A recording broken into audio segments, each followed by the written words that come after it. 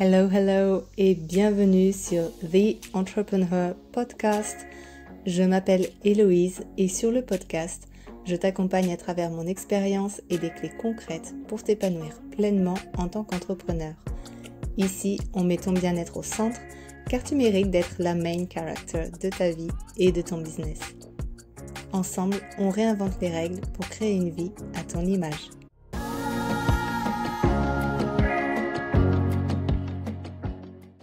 Je te souhaite la bienvenue dans ce tout nouvel épisode de The Entrepreneur Podcast. J'espère que tu vas bien, j'espère que tu as de quoi t'hydrater parce qu'aujourd'hui on va parler pendant un petit moment, toi et moi, puisqu'on va parler d'un sujet qui fait rêver et qui inspire, c'est-à-dire Becoming That Girl in Business. Tu sais, cette entrepreneur qui dégage une énergie sereine, qui avance avec confiance, et qui gère son business avec intention et fluidité. Alors spoiler alert, ça ne repose pas sur une to-do list interminable, mais sur des habitudes conscientes et alignées. Alors si tu es prête à découvrir les habitudes mindful qui vont t'aider à up-level ton business et ta vie d'entrepreneur, je t'invite à rester connecté. Let's go! Et avant de commencer cet épisode, pense surtout à t'abonner au podcast pour ne rater aucun épisode suivant. N'hésite pas non plus à me laisser un commentaire ou à liker si tu écoutes l'épisode sur YouTube. Pense à laisser 5 étoiles sur Spotify, à prendre un screenshot de ton écran et à le partager sur Instagram en me taguant @heloise.margan et je t'enverrai un petit cadeau. Donc aujourd'hui, on va parler de ce qui fait que l'on peut être that girl in business, c'est-à-dire ce que moi j'appelle en français une entrepreneur femme ambitieuse mais qui priorise son bien-être. Alors, la première habitude qui pour moi est importante en tant qu'entrepreneur, c'est de créer une morning routine qui est alignée. Devenir that girl in business, ça commence dès le réveil. Mais oublie l'idée d'une morning routine cliché qui ne te ressemble pas. L'idée, c'est vraiment de créer une routine qui te nourrit réellement et qui soutient ton énergie pour la journée. Ça demande à ce que tu apprennes à te connaître, c'est-à-dire quels sont tes besoins, quelles sont tes contraintes, tes désirs. Ça demande aussi à ce que tu détermines tes non négociables, auxquels tu te tiendras même en cas de manque de temps, ou que tu révises ta routine pour l'adapter. Si tu manques d'idées, je t'invite à retourner écouter mon épisode sur ma morning routine pour voir ce que moi je mets en place et peut-être piocher certaines choses dedans pour que tu puisses tester et voir ce qui te convient, ce qui te correspond. Quelques idées supplémentaires éventuellement, tu peux faire du journaling, poser tes intentions, faire des mouvements doux comme du yoga ou bien une simple marche, penser à bien t'hydrater et surtout éviter de plonger directement dans tes mails.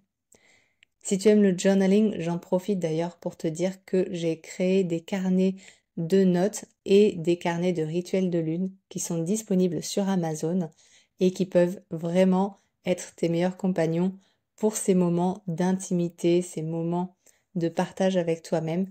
Donc n'hésite pas à aller les découvrir dans le lien qui se trouvera dans la description du podcast. Évidemment, pour ta morning routine, je t'invite à expérimenter différentes approches pour trouver ce qui fonctionne le mieux pour toi, sans pression ni comparaison. Parce que on voit toutes ces filles sur les réseaux sociaux qui ont leur morning routine de 50 étapes et qui proposent ça comme étant la meilleure morning routine pour que tu te sentes parfaitement bien dans ta journée. Et je veux vraiment te faire décomplexer là-dessus. Une morning routine qui te convient et qui est adaptée à toi te sera beaucoup plus bénéfique qu'une morning routine qui fait 50 étapes et qui te cause plus de stress qu'autre chose. N'oublie pas que ta morning routine aussi, elle peut évoluer en fonction des saisons et de ton énergie du moment. Donc prends le temps de t'écouter et ajuste-la régulièrement. Une deuxième habitude que je t'invite à prendre, c'est de faire des pauses. Trop souvent, on enchaîne les tâches sans prendre le temps de respirer. On sait toutes, ce que c'est d'être entrepreneur à son compte, peut-être aussi chez toi, où tu mêles, on va dire, ta vie de famille et ou ta vie personnelle à ton business, parce que voilà, les deux forcément s'entremêlent au cours de ta journée. Et parfois, on a du mal à s'arrêter. On se dit que c'est plus important de continuer la tâche que l'on veut absolument terminer et on finit épuisé. Pourtant, les pauses sont essentielles pour recharger ton cerveau et éviter le burn-out. Pour ma part, j'aime bien suivre la méthode Pomodoro 25-5. Tu peux aussi faire 50-10, c'est-à-dire en fait que toutes les 25 minutes, tu prends 5 minutes de pause, ou toutes les 50 minutes de travail, tu prends 10 minutes de pause, que ce soit pour bouger, pour respirer ou juste déconnecter. Pas de téléphone, pas d'écran si possible, pour en faire un moment de pleine conscience. Privilégie plutôt une pause thé, une mini-méditation ou juste observer ce qui t'entoure. Ton business, il a besoin d'une entrepreneur présente et alignée, pas d'une machine à produire. Et justement, plus tu comprendras et plus tu intégreras les pauses dans ta journée et plus tu verras que ton énergie sera préservée et tu resteras efficace beaucoup plus longtemps. Troisième conseil que je te propose, c'est d'avoir une structure, puisque c'est quelque chose d'essentiel, mais aussi de savoir être flexible. Donc c'est vraiment de combiner structure et flow pour vraiment apporter une dimension plus fluide et consciente à ta gestion quotidienne.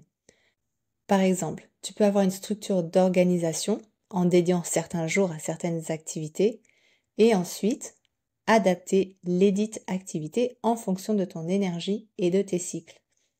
L'important, comme pour les routines, c'est de prendre régulièrement du recul pour faire le point et d'adapter ta ou tes structures pour qu'elles te conviennent, pour les faire évoluer en fonction de ce que tu vis. Quatrième habitude que je te conseille de suivre, c'est le minimalisme digital et le focus conscient. On le sait, le monde digital, c'est une vraie jungle et les distractions sont partout. Donc pour devenir that girl in business, il est crucial de maîtriser ton environnement numérique. C'est-à-dire de désactiver tout ce qui est notification inutile parce que ça va venir perturber ton moment de concentration dans lequel tu es lancé peut-être dans un projet, dans une création. Donc évite au maximum d'activer les notifications sur ton téléphone. Fixe des plages horaires dédiées aux réseaux sociaux si tu as envie d'y passer du temps, ou bien mets une limite de temps sur tes applis. Par exemple, moi j'ai une limite de 30 minutes par jour pour aller sur Instagram. Une fois que les 30 minutes sont atteintes, l'application se ferme.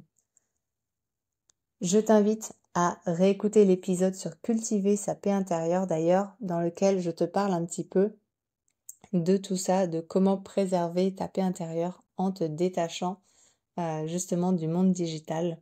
Ça peut être un bon point de départ pour trouver ce qui draine ton énergie justement et privilégier les activités qui, elles, vont venir remplir ton puits d'énergie. Une autre chose que j'aime bien faire régulièrement aussi, c'est une digital detox, c'est-à-dire passer un voire plusieurs jours sans aller sur les réseaux sociaux. Je le fais soit une fois par semaine pendant un jour, à certaines périodes, c'est vraiment ce que je privilégie. Soit en général, je le fais une à deux fois par an en été et en hiver, où je passe une semaine sans me rendre sur les réseaux sociaux. Et honnêtement, à chaque fois, ça me fait un bien fou mentalement et émotionnellement. Donc, je ne peux que te conseiller de tester cette pratique. Évidemment, pour pouvoir être concentrée et productive, c'est toujours important de créer un espace de travail dégagé et apaisant si c'est possible, pour que tu puisses justement te sentir dans un environnement qui te soutient, dans un environnement qui t'inspire et qui va pouvoir t'apporter calme, sérénité et concentration. Surtout, chaque fois que tu ressens l'envie de scroller, demande-toi, est-ce que ça sert vraiment mon bien-être et mes objectifs ? Ou bien, qu'est-ce que je cherche à éviter ? Est-ce que je cherche à éviter une situation ou une émotion, par exemple ? Je sais que moi, c'est quelque chose qui m'arrive de faire quand je suis fatiguée ou qu'il y a une émotion que j'ai du mal à nommer, sur laquelle j'ai du mal à mettre le doigt, mais je sens que ça ne va pas forcément très bien intérieurement. C'est là que je risque, en fait, de passer du temps à scroller et à faire sauter des fois la limite de temps sur mon application Instagram. Donc vraiment, pose-toi ces questions avant de consommer tout contenu sur les réseaux sociaux. Est-ce que ça te sert là maintenant pour ton bien-être, pour tes objectifs? Ou bien est-ce que tu cherches quelque chose à éviter, une situation ou une émotion? Et crois-moi que tu n'iras pas sur les réseaux sociaux avec le même état d'esprit.